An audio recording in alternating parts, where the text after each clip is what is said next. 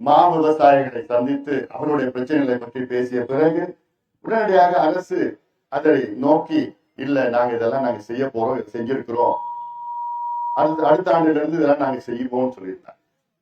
பலா விவசாயிகள், முந்திரி விவசாயிகளை சந்தித்து இதே நிலைத்தான் அழுத்தம் கொடுத்து விழிப்புணர்வு ஏற்படுத்திய பிறகுதான் அரசுக்கு அதெல்லாம் அந்த பிரச்சனை எல்லாம் தெரிய வருகிறது.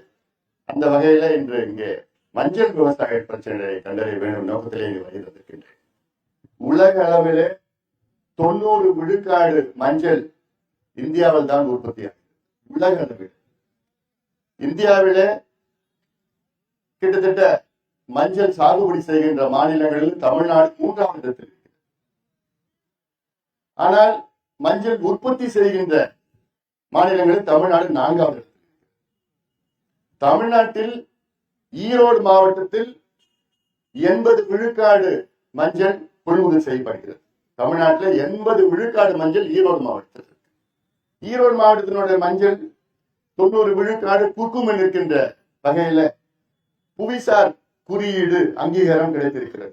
புவிசார் குறியீடு அங்கீகாரம்னா இது சாதாரண செயல் கிடையாது. உலக சுகாதார மையம், வேர்ல்ட் ஹெல்த் ஆர்கனைசேஷன் அதெல்லாம் ஆய்வுகள் செய்து ஆராய்ச்சிகள் செய்து, ஏன்னா மஞ்சள்னாலே இது நமக்கு உடல் நலத்திற்கு இது ஒரு மருத்துவ குணம் உள்ளது. நம்முடைய உணவில் அன்றாடம் சேர்க்கப்படுகின்ற ஒரு மருத்துவ குணம் உள்ள ஒரு பொருள். நான் பொருள் சொல்றது சாதாரணமா சொல்லக்கூடாது. நான் மஞ்சள் நமக்கு எல்லாம் புண்ணு காயம் வெளியில இருந்தாலும் சரி, வயிற்றுக்குள்ள புண்ணு இருந்தாலும் சரி, மூட்டு வலி இருந்தாலும் சரி, கேன்சர் இருந்தாலும் சரி, காச நோய் இருந்தாலும் சரி, இல்ல நீரிழிவு நோய் இருந்தாலும் எல்லாத்துக்கும் இந்த மஞ்சள் அது குணமடைய தன்மை உள்ளது. மஞ்சள் அது உள்ள குர்குமின் மட்டும் கிடையாது, மற்ற எவ்வளவு தன்மைகள் இருக்கு. அப்படிப்பட்ட மஞ்சள் நம்ம தமிழ்நாட்டுல நம்ம ஈரோடு மண்ணில விளையிறது, அதுக்கு புவிசார் குறியீடு வந்திருக்கிறதுனா இது நமக்கு பெருமை. அப்படிப்பட்ட மஞ்சள் விவசாயிகளை நம்ம பாதுகாக்கணும். அவங்க நமக்கு பொக்கிஷம்.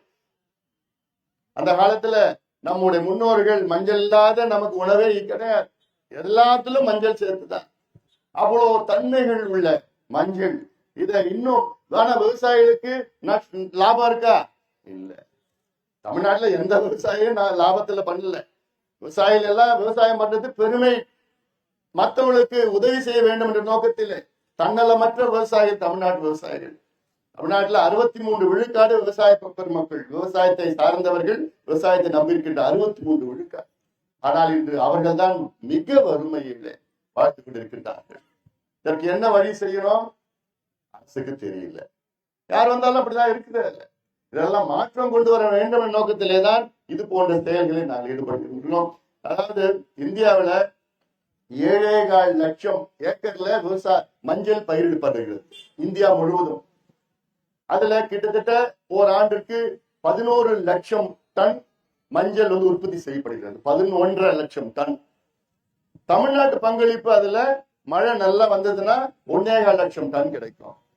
மழை கொஞ்சம் சரியில்லாத இருந்ததுன்னா 1 லட்சம் டன் உற்பத்தி இருக்குது. ஆனா விலை 2021 மஞ்சள் விலை பாத்தீங்கன்னா 7,000 8,000 ஒரு குவிண்டால்னா 100 கிலோ. 2022 ஏதோ கொஞ்சம் ஏறிச்சு 12,000 13,000. 2023 ஒரு 15,000 16,000. 24 ஒரு சில மஞ்சள் அந்த விரலி வகை கிழங்கு வகை இருக்கு, விரலி வகை இருக்கு. அதுல சேலத்துல இருக்கிற அந்த மண்ணில் இருக்கிற விரலி வகையில 26,500 போச்சு. ஆனா இந்த வருஷம் என்னன்னு நிலையில தெரியல.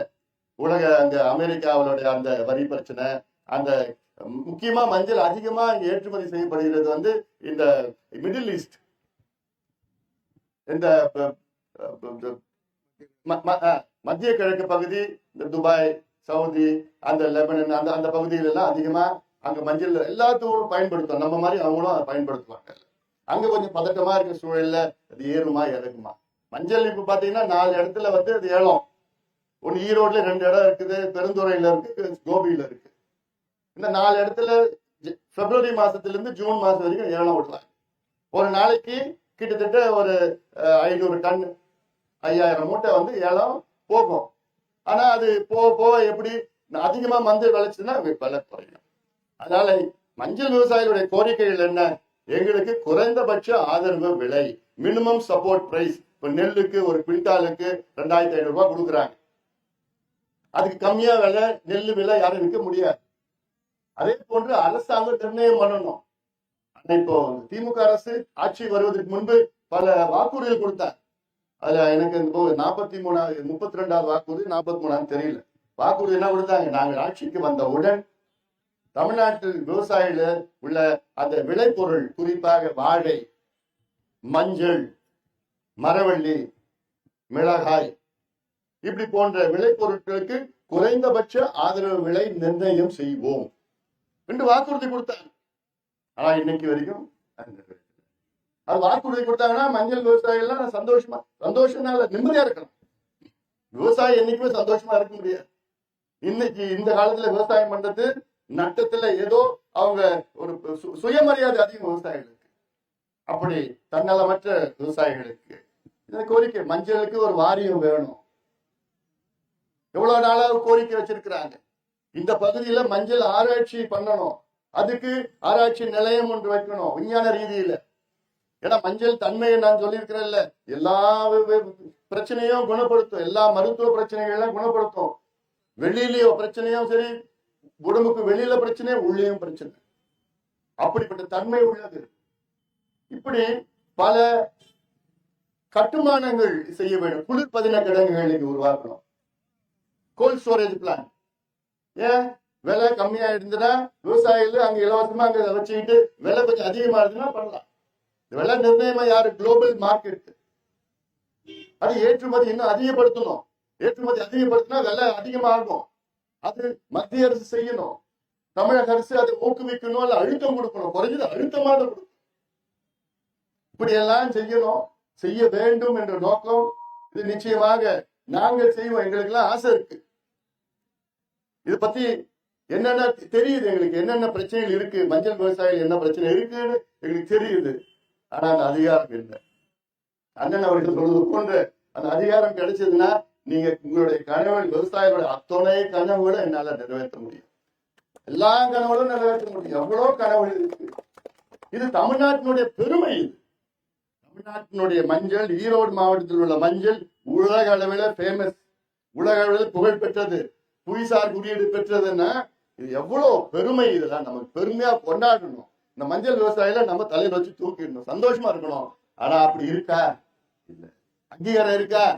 தமிழ்நாடு அரசுக்கு மஞ்சள், நம்ம ஈரோடு மஞ்சள் விவசாயிகளுக்கு அங்கீகாரம் கிடையாது. அப்புறம் மத்தவங்க எப்படி மதிப்பாங்க? மத்தவங்க என்ன ஒரு பேருக்குன்னு ஒரு லெட்டர் வருது, ஒரு அறிக்கை வருது, அவ்வளவுதான்.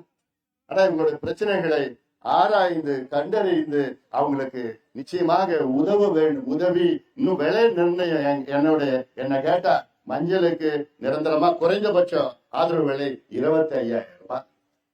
அது கிடைச்சா போதும். இப்ப நாங்க கேட்கறோம்ல, நெல்லு இன்னைக்கு ஒரு குவிண்டால் நெல்லுக்கு 3,500 ரூபாய் கிடைக்கும். இப்ப கிடைக்கிறது 2,500 ரூபாய் கிடைக்குது.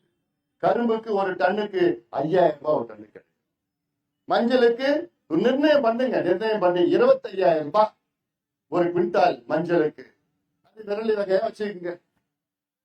அப்படி இதை செய்தால்தான் இங்க இன்னும் மஞ்சள் அதிகமா விளையும், இன்னும் விவசாயிகள் நல்லா பெருகும், நல்ல விவசாயிகள் நல்ல மகிழ்ச்சியாக இருப்பார்கள்.